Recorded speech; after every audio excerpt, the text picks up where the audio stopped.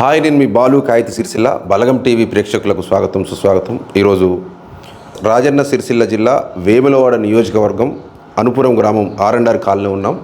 నిన్నటి నుండి ఒక రాజన్న సిరిసిల్ల జిల్లా కలెక్టర్ గారి ఒక పెద్ద చర్చ జరుగుతుంది. పరిహారం కోసం న్యాయపరంగా మాకు రావాల్సిన పరిహారం ఇవ్వాలని హైకోర్టుకు వెళ్తే వన్నపట్ల కవిత అనే ఒక మహిళ మీద క్రిమినల్ కేసు నమోదు చేసిన సంఘటన ఇది నిన్న బయటకు తెలిసి చాలా ఒక సంచలనంగా మారింది. ఈ విషయం పూర్వాపరాలు తెలుసుకోవడానికి మనం అనుపురం R&R కాలనీ ఉన్నాం. ఇప్పుడు ప్రజెంట్లీ కవిత గారు అందుబాటులో లేకపోవడంతో వాళ్ళ తండ్రి గారు జలపతి రెడ్డి గారు మన పక్కన ఉన్నారు. నమస్కారం అండి. అసలు ఏమైంది అసలు మీ బిడ్డ మీద క్రిమినల్ కేసు అయిందని చెప్పి పేపర్లో వచ్చింది. వాళ్ళ అసలు మీకు పరిహారం ఎందుకు రాలేదు, మరి ఎందుకు లేట్ అయింది, అసలు ఏం జరిగింది చెప్పండి. ఇప్పుడు మేము పరిహారం రావాలని 2016లోనే కోర్టుకు పోయినాం. ఇల్లు పైసలు వచ్చినాయి. ఇప్పుడు ప్యాకేజీ పైసలు రాలే. అడుగు జాగితే ఇల్లు కట్టుకుంటాము అనేది వాళ్ళ కోరిక. పోయినాక కోర్టు ఆర్డరు ఒక 6-7 సంవత్సరాల తర్వాత తీర్పిచ్చింది. ఏమని ఆమెకి ఏమవుతుందో ఇచ్చేయాలని.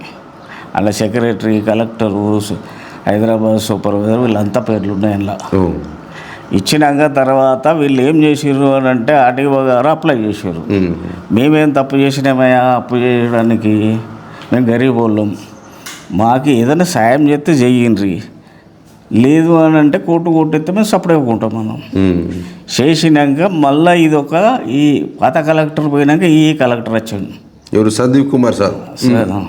పాత అయినా ఇట్లా మాట్లాడి వెళ్ళిపోయింది. ఆయన ట్రాన్స్ఫర్ అయినాక ఈసారి వచ్చాడు.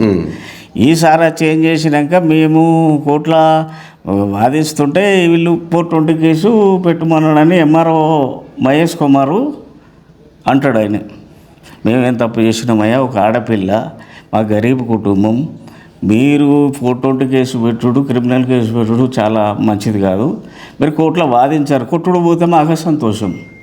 ఈ పైసలు ఖర్చు, తిరుగుడు, అది వచ్చేదో పోయేదో, చదువు రానంలోకి ఎట్టే ఉరుకుతాం మేము అని మాట్లాడితే అక్కడ మళ్ళీ మేము ఇక్కడ కోర్టులో స్టాంపులు తీసుకొని హైకోర్టులో వేసినాం. దాన్ని హైకోర్టులో వేసినాక మొన్న వాదన జరిగిందట. అయితే జడ్జి గారు ఏమన్నారంటే తప్పు ఇట్లా అట్లా అని కలెక్టర్ను గట్టిగానే అరుచుకున్నాడు అనేది తెలిసింది. మీకు ఎట్లా అనిపిస్తుంది మీ కూతురు మీద?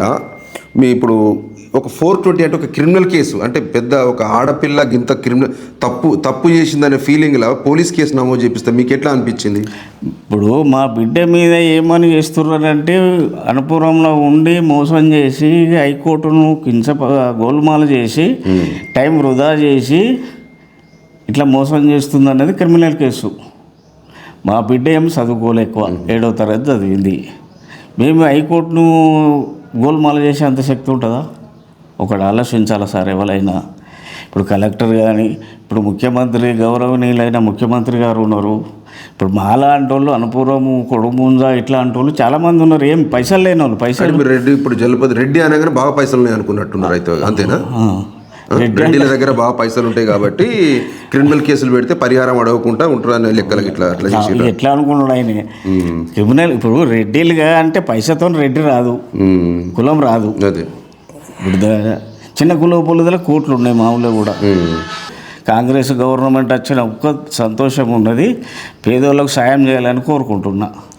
వారికి ఒక పాదాభివందనాలు కూడా చేస్తాం.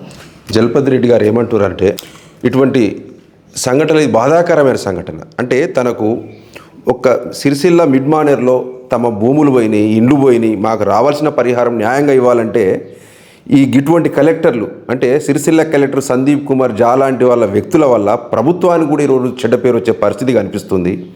అంటే రెడ్డిలు అనగానే కోటీశ్వర్లు పెద్ద స్థాయిలో ఉంటారని, పేద కుటుంబాలు కూడా ఉంటాయని కూడా మరి అధికారులు గ్రహించాలి, ప్రభుత్వం కూడా గ్రహించాలి.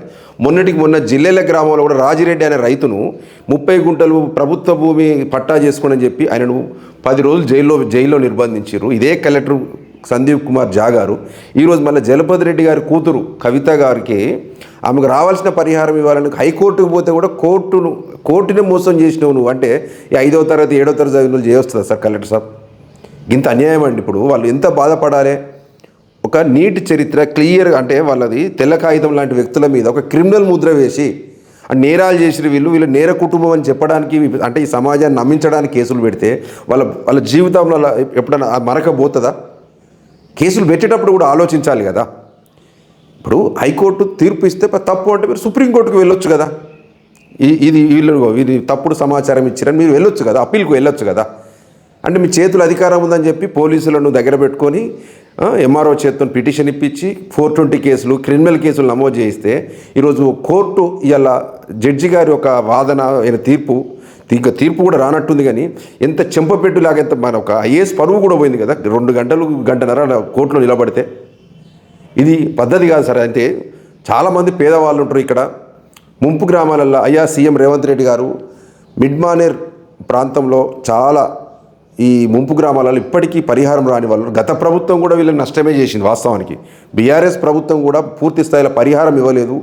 మీరు మళ్ళొకసారి సర్వే చేసి అందరికీ న్యాయం జరిగేలా ఖచ్చితంగా చూడాలని చెప్పి బలగం టీవీ ద్వారా నేను కూడా కోరుతున్నా. ఇప్పుడు మీ కూతురు ఎక్కడుంది జలపతి రెడ్డి గారు? అసలు ఆ కూతురు ఏంటంటే 2 ఆడపిల్లలు కదా, అక్కడ కర్మాల వాళ్ళు చదువుకుంటే అన్నే వంట చేసుకుంటా కిరాయి ఉన్నారు. 2016 నుంచి కొట్లాడితే మొన్న మీకు అనుకూలంగా తీర్పు వస్తే ఆ తీర్పు కూడా మేము ఇంప్లిమెంట్ చేయం. దొంగలు అనే లెక్కల క్రిమినల్ కేసులు పెట్టినట్టు దొంగలు మోసం చేసారు మేము కేసు పెట్టారు.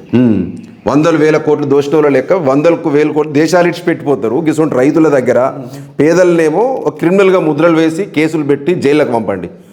కాంగ్రెస్ ప్రభుత్వం వచ్చినాక ఈ అధికారుల పరిస్థితులు ఏంటంటే అంటే మంత్రులు ప్రభుత్వ విప్పులు వీళ్ళు చెప్పినా కూడా వినని పరిస్థితులు ఉన్నారు అధికారులు. అంటే ఇది ఎవరికి న్యాయం చేస్తారో, మీ ప్రభుత్వం ఎవరికి పనిచేస్తుందో కూడా ఈ అంతు చిక్కని పరిస్థితి ఉంది. రేవంత్ రెడ్డి సార్, ఇది ఖచ్చితంగా సిరిసిల్ల కలెక్టర్ గారి మీద ఖచ్చితంగా ఇది చర్యలు తీసుకోవాలి. ఇటువంటి మహిళల మీద క్రిమినల్ కేసులు పెట్టడం మాత్రం అన్యాయం. ఈ విషయం మీద ఖచ్చితంగా ప్రభుత్వ పరంగా కూడా విచారణ జరపాలని కోరుకుంటున్నాను.